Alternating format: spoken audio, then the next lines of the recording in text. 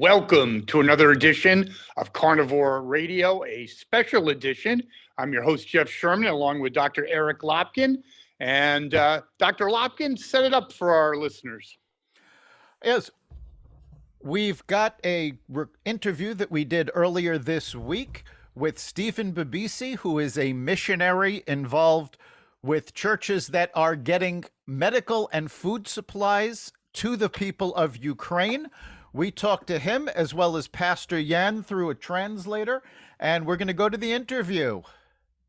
Sounds fantastic. And we are here with several guests, and we're going to be discussing what's going on in Ukraine. So, Steve, can you tell us a little bit about the fundraising you're doing, and then we'll go to the folks that are on the ground? Sure, yeah.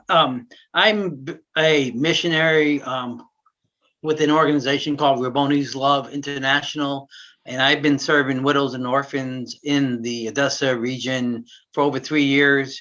We've been feeding children and feeding families through COVID. We've fed over 35 families a month. We've fed over 600 families since COVID began.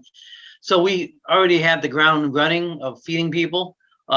And there's a great need now to get food there, to get supplies, to get clothing. And we do this through Pastor Jan's church in Odessa.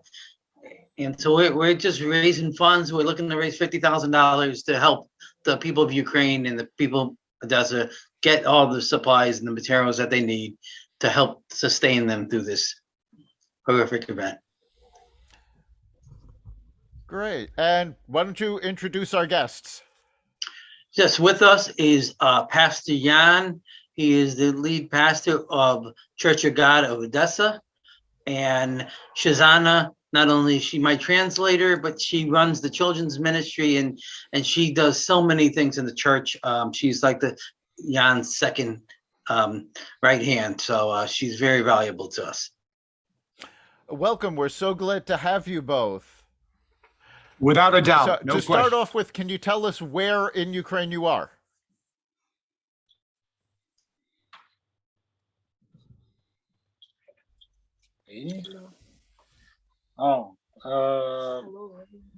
Да, всем привет. Hello to everyone. Thank you for invitation. Спасибо за приглашение. Спасибо, что вы интересуетесь судьбой Украины. Thank you that you are interested about Ukraine. Неделю назад нам удалось эвакуироваться с Украины с семьей, с группой людей из нашей церкви. A week ago, we managed to evacuate the family and our group and one small group from our church, from Odessa. И мы сейчас находимся в Германии у наших друзей, партнеров нашего служения. And right now we are in Germany. Our partners hosted us, so now we're in safe place. That's good to hear. So, Definitely. can you tell us a little bit about what was going on as you were leaving? В первые, мы все знаем, уже эта дата уже запомнилась всем, 24 февраля. All we know this date, the 24th of February. Ночью проснулся я по непонятным причинам в 3 часа ночи. I woke up at 3 a.m. for no reason. Когда такое происходило у меня, то я всегда шел и молился Богу. Usually when I suddenly wake up, I go and pray, ask Lord. Я знал, что это время общения с Богом. And I knew that this is a special time when God woke me up to talk with Him. И в этот день, в эту ночь я проснулся, не мог уснуть и решил вставать уже. And that time I decided to follow my tradition. Где-то в 5 утра я услышал, как что-то вдалеке взорвалось и задрожали окна. And at 5 a.m. when I was already awake, while I was praying, I've heard how my windows was shivering because of bomb. И я подумал, может быть, это взрыв газа где-то бытовой. I thought maybe it's just some accident on the factory, in the factory, but not. Но когда это повторилось еще 4 раза, But it was repeated several times in a row. каждые полчаса, Every half hour it repeated. мы поняли, что что-то началось плохое. We understood that something bad happened. Мы уже утром узнали, что это произошло по всей Украине. And in the morning we have checked the news and found out that the war was started. Русские выпустили множество ракет, и целью их было воинские части в Украине и в Одессе. Russian militaries, they sent rockets into Ukraine, and their main goals were military divisions, military bases. В 11 где-то дня в 2 километрах от нас тоже взорвалась, была выпущена ракета и взорвалась. And at 11 a.m. also 2 rockets was bombed in Odessa. Мы как раз собрались в церкви, небольшой группой людей помолиться. And we were at church with a little group, and we all together heard these sounds, and we saw how the windows were shivering. И было такое ощущение, что сейчас наше здание, оно просто разрушится. And we felt almost how our building can just go down and be destroyed. Такая была большая, сильная взрывная волна. Out of this big sound and big bomb, И 2 kilometers away from our place where we were. И мы начали планировать эвакуацию. And we started playing В этот же день. evacuation the same day. How were you able to get out? Как вам удалось эвакуироваться? Мы на машинах были. By cars. У нас 40 километров от нас есть граница с соседним государством Молдова. 40 kilometers from us, it's Moldovan border, is the closest country. И мы 3 машинами, минивенами мы выезжали, и нам пришлось стоять на границе в очереди где-то 26 часов. There were 3 cars altogether, and we tried to evacuate, and it took 26 hours on the line to the border because of many people also were trying to escape. And I'm sure you've seen the footage of what's going on.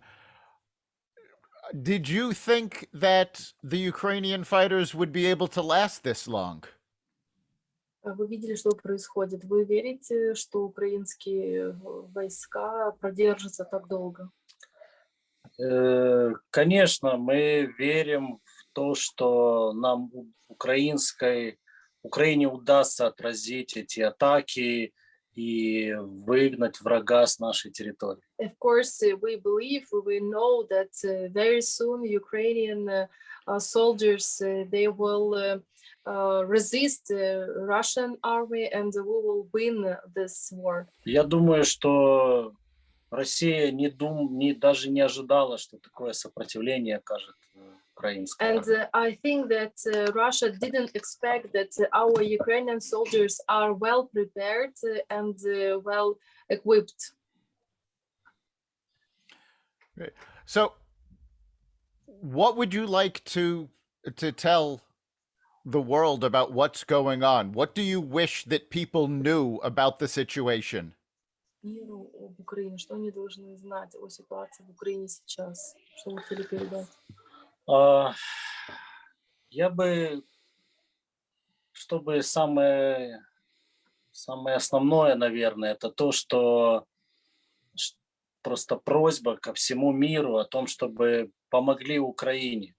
I have a big request, a big I would like to ask everyone, the whole world, to help Ukraine right now in this difficult situation. У нас уже назрела гуманитарная катастрофа. We already right now experiencing having the humanitarian aid disaster.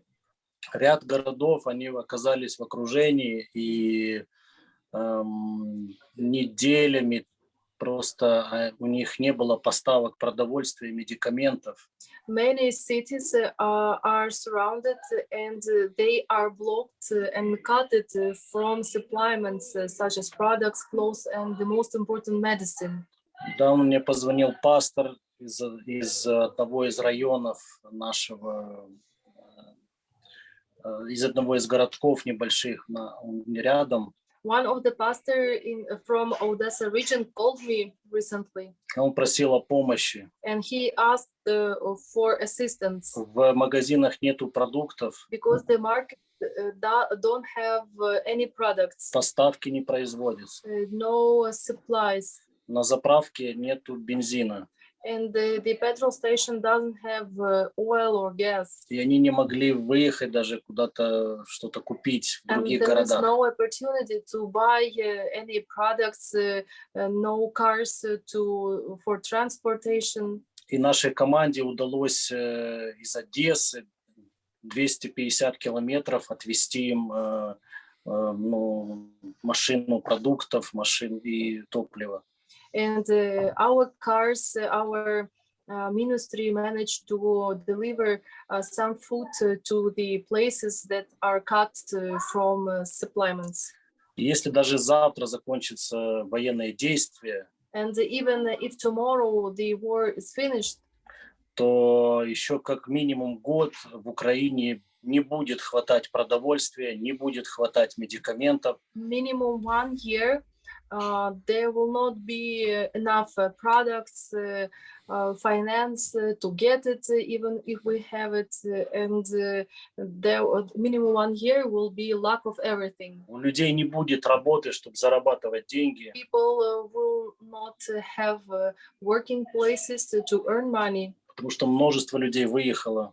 Because a lot of people left country. Бизнесменов, работодателей. Many businessmen stay in Ukraine. И еще к тому же посевная. Сейчас сезон, когда сеется пшеница. And right now, this is the season to plant seeds for the wheat. Она не производится.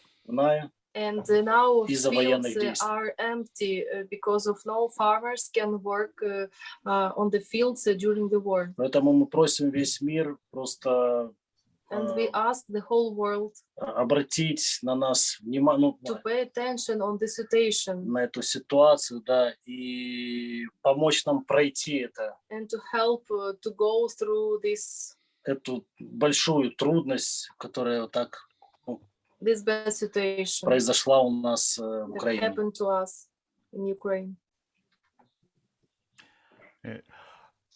So you said Pastor in Odessa asked you for supplies.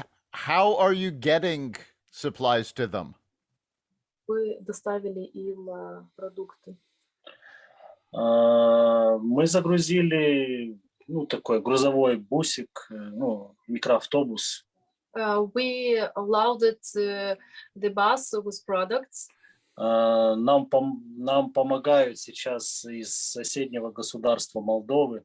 We receive products from Moldova. This is our nearest country, neighbor. Да, и мы должны еще одну помощь оказать этим, еще одну партию поставить в Одессу и рядом с Одессой. We expecting the next portion of products to distribute to the villages in Odessa. То есть у нас работает команда, много волонтеров. We have a team. There are many volunteers who stayed in Odessa, которые помогают доставке продуктов в who are helping to deliver разные стороны. to deliver products and distribute Люди, in Odessa region. некоторые, рискуют своей жизнью. And there are people who go on a risk. для того, чтобы доставить эти продукты. to deliver the products. Брат Стив наш, он нам помогает, он собирает финансы. Our brother Steve, he's doing fundraising and collect money. Высылает на счет нашей церкви. He's sending money to our account. Мы осуществляем And закупку, from church account, we buy products. привезем. Есть, вот такое у нас происходит. And bring food to the families. Great. Well, thank you so much for taking the time to talk to us. Steve, maybe this is a better question for you, but how can folks over here in the U.S. contribute? How can they help? They can go to our website, rabbonislove.org, and click the give link and select the country Ukraine to give a donation to Ukraine.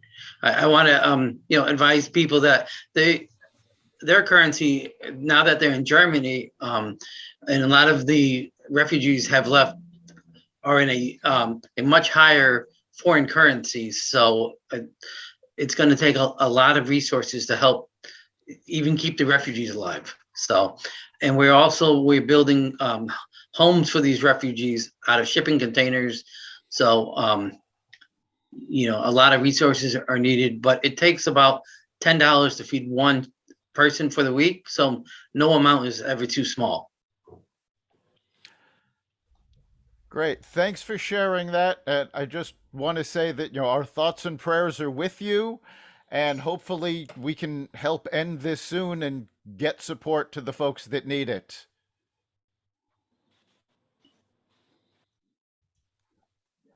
Спасибо вам большое. Thank you very much for your work, вы assistance, помогаете пройти нам это. that you're helping to go through this situation. Мы благословляем We bless Соединенные Штаты, the USA, ваш народ, your people, что у вас открытое сердце, that you have open hearts to help, чтобы, знаете, помогать тем странам. to assist those countries, И вы всегда придерживаетесь принципа свободы. and you always have such principle as freedom. Спасибо вам большое. Thank you very much. All right. So, the part of the interview that really struck me was that Pastor Yan has no doubt that the Ukrainians are going to win, and he's already looking forward to how they can survive afterwards with food, medicine. The bombs being dropped have devastated their farmland, devastated their communities. That was the part of the interview that I found most interesting and also concerning in regards to Putin underestimated the resistance of the Ukrainian people. I think that's obvious from the interview we just heard, as well as just looking at the news reports. He's not used to losing, and now he's like a cornered rat. The world's against him. Will there be an overreaction? Will there be a provocation? Will there be something that could ratchet this already dangerous situation into something that we all fear? Yeah, that's the big question. That's even Biden has been saying for a while. They're concerned about ratcheting it up. They're concerned about provoking. However, we did just get an alert. Apparently, President Biden has changed his language, and he has finally labeled Putin a war criminal.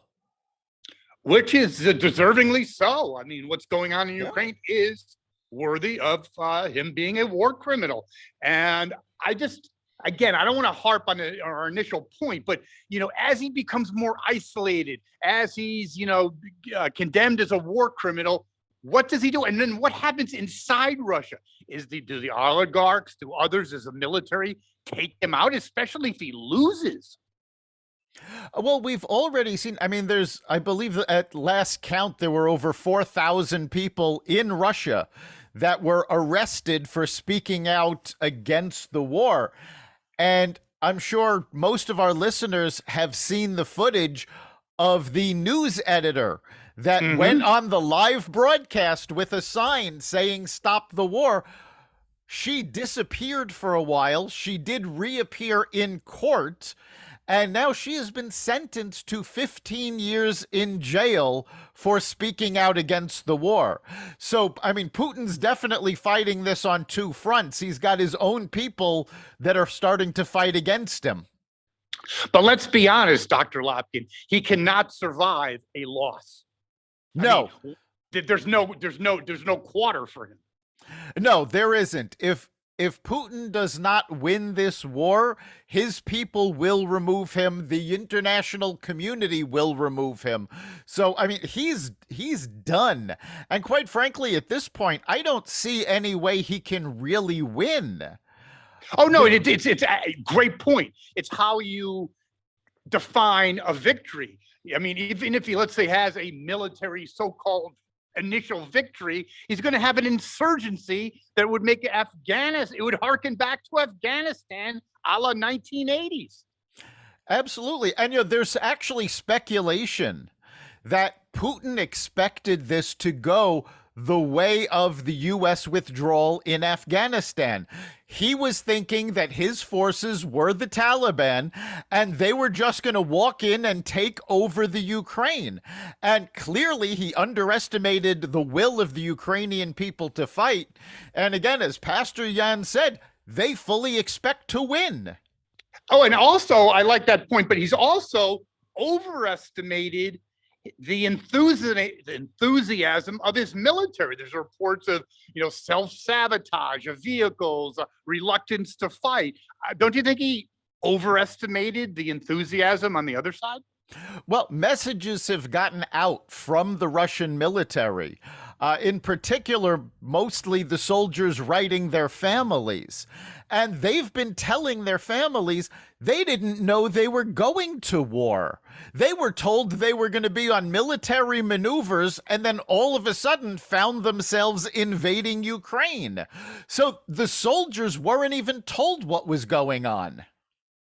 What concerns you most, Dr. Lopkin? Because I know what concerns me most, and it gets back to our previous discussion or discussion points is, to me, Putin's not a person and does not have the personality to just drop out like Richard Nixon in 1973.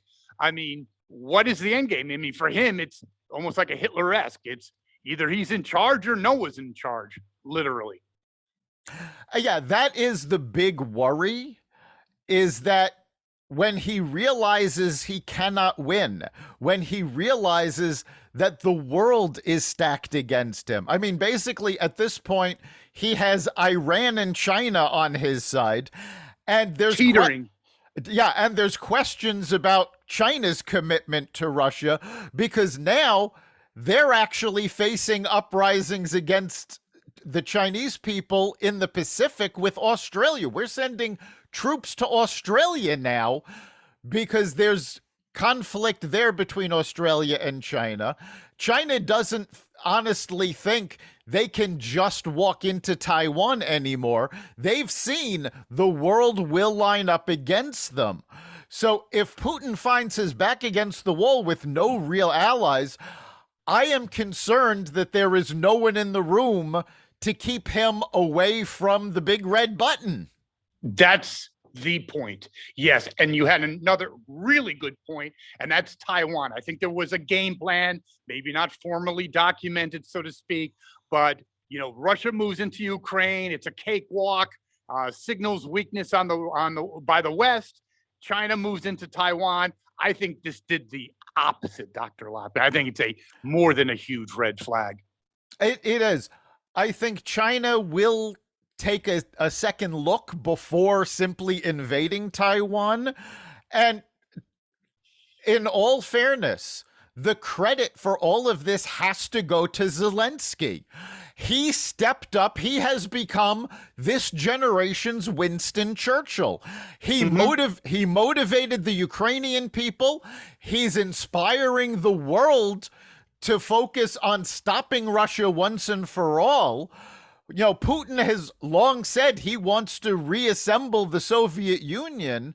Now it looks like he may be responsible for permanently keeping Russia from regaining any empire.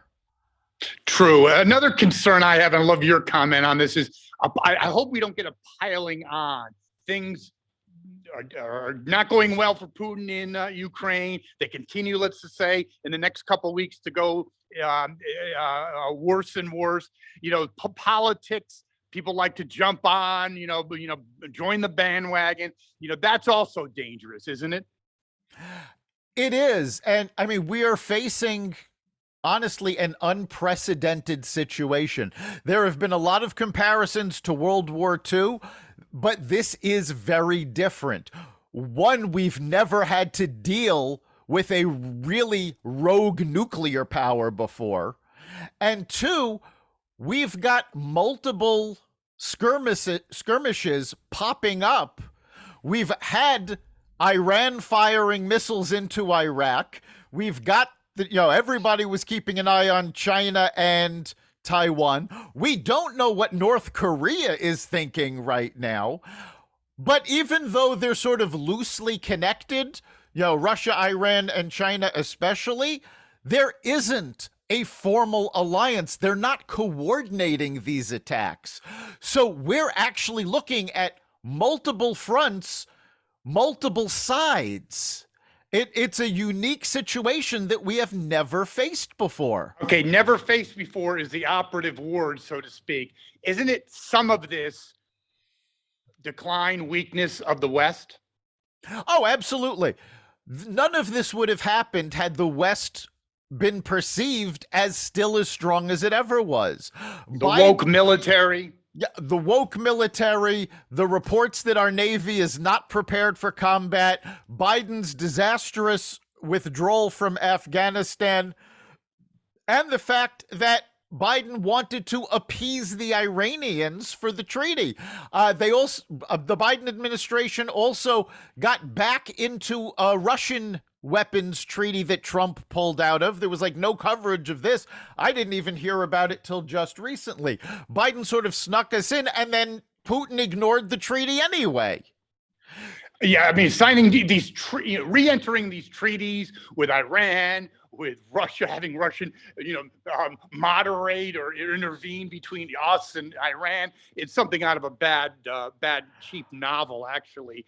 It's perplexing, to say the least. It is. And I mean, especially the refusal of the administration to open up America's energy industry and instead ask for help from Venezuela and Iran, who, aside from, completely dirty processes, that's environmentally the opposite of what American fuel would be, these are regimes that are funding terrorism. The U.S. government doesn't even recognize the government of Venezuela, and yet they're asking for help. This constant image of weakness is what caused all of this to happen.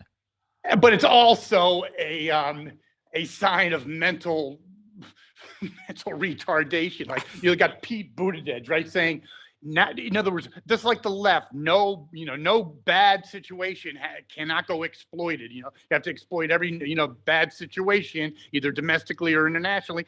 They're using this as a way to expand electric cars. And talk about being out of touch, Dr. Lopkin, when Biden was saying, now's the time to switch over to electric cars. How out of touch?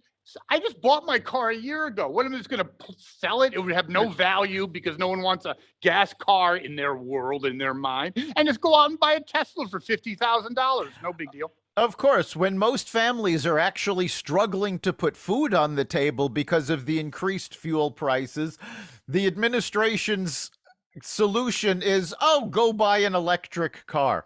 Most families cannot afford an electric car. And there are other barriers to having electric cars. I mean, we're broadcasting this from central Connecticut. You can't get from here to New York and back in an electric car in a single trip. You actually have to spend 12 to 15 hours recharging it before you can come back. On top of that, local communities have actually stopped Tesla from opening service stations.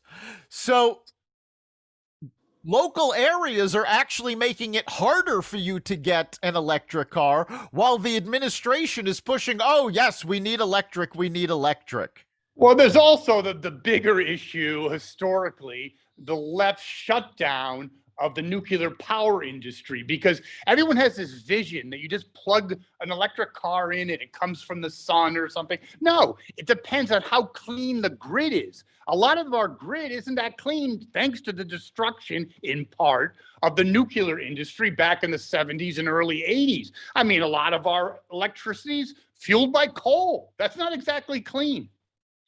No, coal is definitely not clean, and we do need to revisit nuclear power. And in fact, we did an entire episode of our sister podcast, Raw Naked Truth, looking at what's going on in nuclear power. And the idea that Chernobyl is the nuclear plant that would be built is ridiculous. Power plants now, they're smaller, they're more efficient, they're much safer, and they're better generators of electricity. And in fact, nuclear waste, which was the big thing, like, well, how can we store this? There's no longer any need to store nuclear waste. The French have actually been recycling it for 30 years into usable fuel again. So you have a recyclable power source that the left doesn't want to hear about. Yeah, and the big 30,000 foot picture, domestically at least, with our president and vice president, doesn't it show a complete inability to adjust on the fly? They seem to be so beholden to the left. Right now, we have an energy problem. He was supposed to be Joe Lunchpail. He doesn't care that it's $4, $5, $7, $8 a gallon, potentially, at least in the West Coast. And why not drill, get the situation solved, right? And adjust on the fly. And I'm not saying don't do green energy. That's something that I truly believe in. But you don't have this fixation on this leftist agenda in spite of changing events. It just makes absolutely no sense. No, the big problem, though, is the blinders that the administration and the left, to a certain extent, have on. They're all about pushing solar power. Now, I'll be honest, I looked into getting solar power for my home. The current state of solar power, I cannot put enough solar panels on my roof and on my property to generate enough electricity to run my house. I would still be reliant on the grid, still be reliant for oil and gas. So solar panels are not ready for prime time. We've got to fix that. And on top of that, the manufacturer, we need the rare earth minerals, and the bulk of these are in Russia, are in China, are in Afghanistan. We have a supply of them we can mine for in the Arctic and in Alaska, but the administration will not approve the mining permits. So you can't say, oh, we're going to go to electric cars and then not except that we have to mine for the minerals to build the batteries and the solar panels and all of this. I believe that's called thinking through a situation. Talk about thinking through a situation. Biden's response in terms of this crisis was getting teenagers together for a TikTok seminar for them to, broadcast to the minions out there. Okay. And also the real bigger point is, how troubling is it, Dr. Lopkin, blaming it? Of course, this conflict is a part of the rising gas prices, but using this as an opportunity to hang 100% of the oil, the oil spike on this conflict when it's not true.